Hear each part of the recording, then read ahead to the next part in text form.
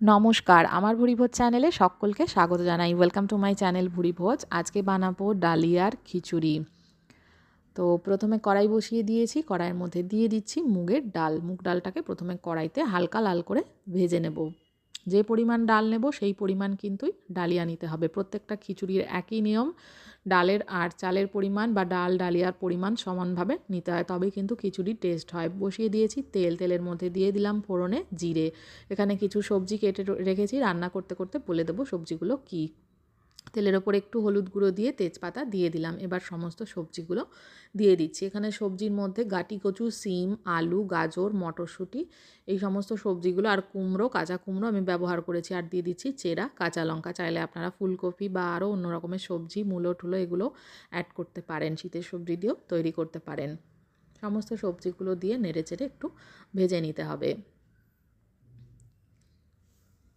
এবার আমি ডালটা একবার ধুয়ে নেব। বেশি ধুলে কিন্তু ডালের গন্ধটা চলে যাবে।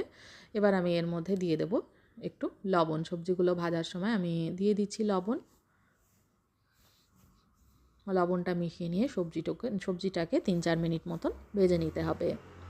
এবার আমি দিয়ে দিচ্ছি ডাল, ধুয়ে রাখা ডালটা দিয়ে দেব।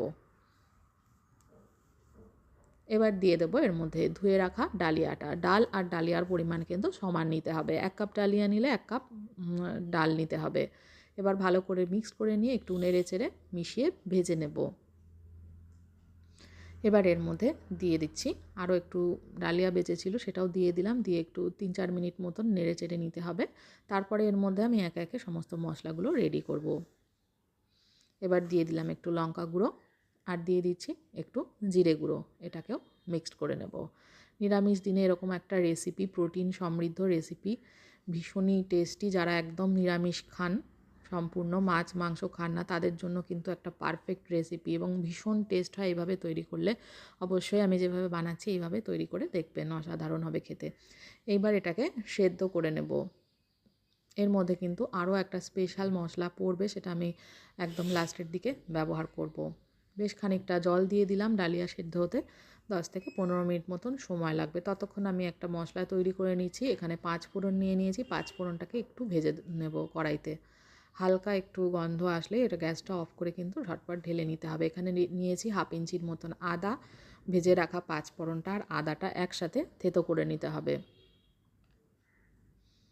দেখুন ভালো করে এটা থেতো করে নিয়েছি। এবার যখন অনেকটা সেদ্ধ হয়ে আসবে তখন আমি এই আদা বাটা আর 5 ফোড়নের গুঁড়োটা একসাথে মিক্সড করে এটা এর মধ্যে দিয়ে দিচ্ছি। এতে করে কিন্তু খুব সুন্দর একটা ফ্লেভার আসে। এটা দেওয়ার পরেও কিন্তু 5 মিনিট মতন এটাকে রান্না করে নিতে হবে। এবার দিয়ে দিলাম একটু চিনি।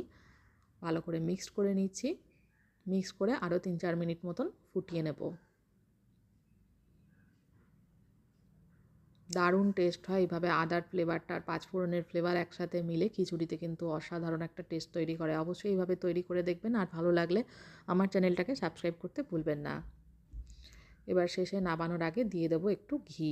ডালিয়ার খিচুড়িতে কিন্তু একটু ঘি না দিলে জমে না, তো একটু ঘি আমি অ্যাড করে দিলাম। একদম তৈরি প্রোটিন সমৃদ্ধ সুস্বাদু ডালিয়ার খিচুড়ি। উপোসের দিনেও এটা আপনারা তৈরি করে খেতে পারেন। এটা একদম রেডি হয়ে গেছে খাবার জন্য। রেসিপিটা দেখার জন্য সকলকে অনেক অনেক ধন্যবাদ।